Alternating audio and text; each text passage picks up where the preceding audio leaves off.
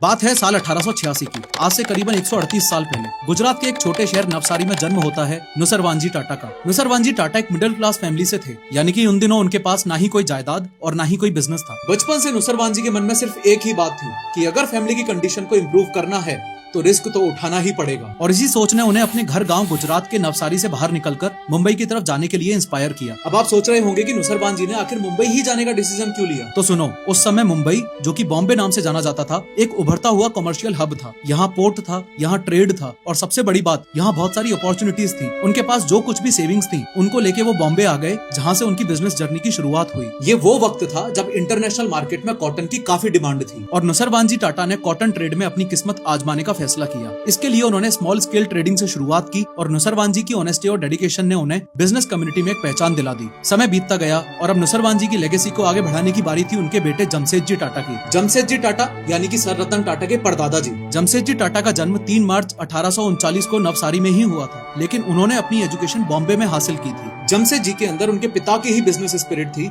और वो विजनरीज की तरह सोचते थे। नुसरवानजी टाटा ने अपने बेटे जमशेदजी को ग्लोबल पर्सपेक्टिव देने के लिए उन्हें हांगकांग भेज दिया। ये बात आपको पता होनी चाहिए कि उस समय ब्रिटिश एम्पायर के रूल के कारण हांगकांग एक बड़ा ट्रेडिंग हब था। इसी सीक्वेंस में जमशेदजी टाटा साल 1859 में अपने परिवार के साथ हांगकांग चले गए ताकि वहाँ ट्रेड और बिजनेस की नई अपॉर्चुनिटीज को एक्सप्लोर कर सकें। ये मूव कोई सिंपल डिसीजन नहीं था, क्योंकि ये कम्प्लीटली अननोन टेरिटरी में जाकर बिजनेस एस्टेब्लिश करना बिल्कुल भी इजी टास्क नहीं था। हांगकांग में बिजनेस के दौरान जमशेदजी टाटा ने एक बहुत बड़ा बिजनेस गैप ऑब्जर्व किया। ये बिजनेस गैप ब्रिटिश ट्रेडर्स और चाइनीज ट्रेडर्स के बीच में था। उन्होंने इस गैप को फिल करते हुए टाटा का नेम हांगकांग मार्केट में एस्टेब्लिश कर दिया।